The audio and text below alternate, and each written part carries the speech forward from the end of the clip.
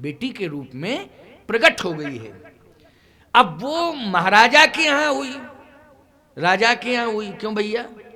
और राजा के यहां कोई बेटी पैदा हो जाए तो उससे साधारण मिला जा सकता है क्या? जल्दी बोलो। राजा की बेटी, वैसे किसी साधारण परिवार की बेटी हो तो अलग बात है कि आप सहज भाव से मिल सकते हैं, कोई दिक्कत नहीं। लेकिन राजा के यहां राजा की बेटी, वो राजा के यहां बेटी बन के प्रकट हुई है भक्ति। फिर भी मेरा प्रयास रहेगा, शंकर जी कह रहे हैं, फिर भी मेरा प्रयास रहेगा। लेकिन समस्या इस बात की है, किस बात की? कि उस बेटी से महिला बन करके तो मिला जा सकता है, लेकिन पुरुष बन के अगर मिलना होगा तो बिना राजा की आज्ञा के और रानी की आज्ञा के। क्यों भैया? जैसे कोई व्यक्ति आपकी बेटी से मिलना चाहे तो माता पिता की मध्यस्थता अनिवार्य है कि नहीं उसमें, ये बताओ? अनिवार्य है माता पिता की। और यदि कोई महिला मिलना चाहे तो अनिवार्य नहीं है, फिर तो महिला ही है, वो मिल सकती बेटी से। क्यों भाई? मिल सकती है कि नहीं मिल सकती? क्योंकि वो महिला है। लेकिन पुरुष यदि मिलना चाहे तो माता पिता की मध्यस्थता अनिवार्य है। तो ये वार्ता किस में हो रही है? भगवान शंकर में और प्रभु राम में ये वार्ता हो रही है। इसलिए तो कहते हैं उनका नाम मर्यादा पुरुषोत्तम है। रामचरितमानस की कथा बहुत मर्यादित है, इसको आचार्य संहिता के रूप में स्वीकार किया गया है रामचरितमानस को। तो जब तक बातचीत नहीं होगी सीता जी से, तब तक मुलाकात कैसे संभव होगी? तो भगवान राम ने कहा एक काम करो कि आप महिला बन जाओ। क्या बन जाओ? महिला बन जाओ आप। शंकर जी ने कहा कि महिला बनना सरल नहीं है, और अभी आप कह रहे महिला बन जाओ। जब आपने आवाहन किया था तो उस समय आप संकेत कर देते कि यहां आना है और महिला बनना है, तो हम पार्वती जी से रिहर्सल कर लेते 10-5 दिन कि महिला के क्या तौर तरीके होते हैं। तो देखिए रामलीला में जो अभिनय होता है उसमें महिला का भी अभिनय होता कि नहीं?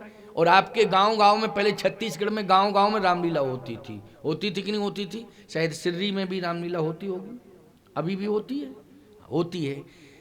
अब आप कल्पना करो कि जब रामलीला होती है तो उसमें महिला पाठ भी होते हैं, लेकिन 15 दिन पहले रिहर्सलें होती होंगी। जो डायरेक्टर होता है वो डायरेक्शन देता है कि इस तरह से साड़ी पहनो, फिर घूंघट डालो, फिर इस तरह से चलो। नहीं तेज चाल है, थोड़ा धीमी चाल है, ऐसे थोड़ी महिला चलती है, गलत, ऐसे नहीं, ऐसे चलो। क्यों भाई? डायरेक्शन दिया जाता है। तो पहली बात तो ये है कि आप महिला बनने के लिए कह रहे हैं। अगर आप संकेत कर देते तो पार्वती से हम कहते कि हमें थोड़ा सा रिहर्सल कराओ, अथवा आप थोड़ा टाइम दे दो मुझे, तो मैं जाऊं और 10 दिन बाद लौट के आ जाऊंगा, तो कोई दिक्कत नहीं। भगवान राम बोले टाइम बिल्कुल नहीं है, मेरे पास सुनिश्चित टाइम है, और उसी समय में जाओ आप, फिर आओ, ये नहीं। बन जाओ महिला, सफल हो जाओगे, विश्वास है। कहे देखो बन रहे हैं, वैसे महिला हम बनना नहीं चाहते, लेकिन आप कह रहे हो तो हम बन रहे हैं। अब सफल हो या ना हो बाद में मत कहना, क्योंकि आप तत्काल में कह रहे हैं और तत्काल हम रौल अदा करेंगे। भगवान बोले नहीं भोले बाबा, आपकी हर लीला सफल है, आपकी हर लीला सफल है, आप विफल कहाँ हुए हैं? कहे आपको पता नहीं है, विफल नहीं हुए थे। जब सती को समझा रहे थे वो मान ही नहीं रही थी, तो वहां सफल हुए कि विफल हुए? कहे बात ये है ना, आपकी भी इच्छा थी कि सती हमें संशय के रूप में प्राप्त ना हो, लेकिन संशय चूंकि चतुर पिता की दक्ष की बेटी है, इसलिए संशय लेकर के आई है। लेकिन आपको भी आवश्यकता थी कि मैं उसी का वर्ण करूं जिसमें श्रद्धा हो, समझ रहे हो कि नहीं? आपकी स्वयं की इच्छा थी ये, इसलिए ऐसा हुआ, नहीं तो आपकी हर लीला सफल है, कोई लीला विफल हो ही नहीं सकती है। भगवान शंकर ने कहा तो आप कह रहे हैं तो मैं महिला बनता हूं, लेकिन क्या बताऊं, इच्छा नहीं है। भगवान ने कहा देखो, महिला बनना किसी को अच्छा नहीं लगता है है नहीं? महिला भाई पुरुष होता है, महिला होती है। महिला का व्यक्तित्व तो अपना अलग विलक्षण होता है, पुरुष का व्यक्तित्व तो अपना अलग विलक्षण होता है। लेकिन ये गलत है कि कोई पुरुष और उससे कहो साड़ी पहनो, क्यों साड़ी पहनो फिर घूंघट डालो, तो ये पुरुष को अच्छा लगेगा? जल्दी बोलो, हैं? और यदि किसी महिला से कह दिया जाए कि तुम जेंट्स कपड़े पहनो, पुरुष वाले कपड़े पहनो, तो उसे अच्छा लगेगा? जल्दी बोलो। अब ये बात अलग है कि अब उल्टा पुल्टा सब हो रहा है। दिल्ली, बंबई, कलकत्ता में तो बड़ी विचित्र हालत है साहब, हम क्या बताएं आपको। सड़क पर पहचान नहीं सकते आप कि बहन जी हैं कि भाई साहब हैं, ये स्थिति है वहाँ बड़े बड़े महानगरों में। लेकिन आज भी ग्राम में जब हम जाते हैं तो 80 साल की वृद्धा भी सिर को ढक करके मिलती है मुझे। बोलो, सिर ढका रहता है कि नहीं? ये सिर ढकने का मतलब है मर्यादा, मर्यादा। और यदि कोई महिला पुरुष की ड्रेस पहन लेगी तो बोलो सिर खुला होगा कि ढका होगा? ये बताइए आप। इसलिए मैं कहता हूं कि महिला का स्वरूप साधारण नहीं होता है। महिला का भेष वो भेष है कि जिसे देख करके श्रद्धा का जन्म हो जाता है, श्रद्धा का जन्म हो जाता है। प्यारे, अगर आप किसी शुभ कार्य के लिए जा रहे हैं और महिला सामने अगर जल से भरा हुआ घट लेकर के आ जाए तो ईमानदारी से बताओ, हृदय प्रसन्न होता है, वो कहता शुभ सगुन हुआ है, हमारा काम सफल अवश्य होगा।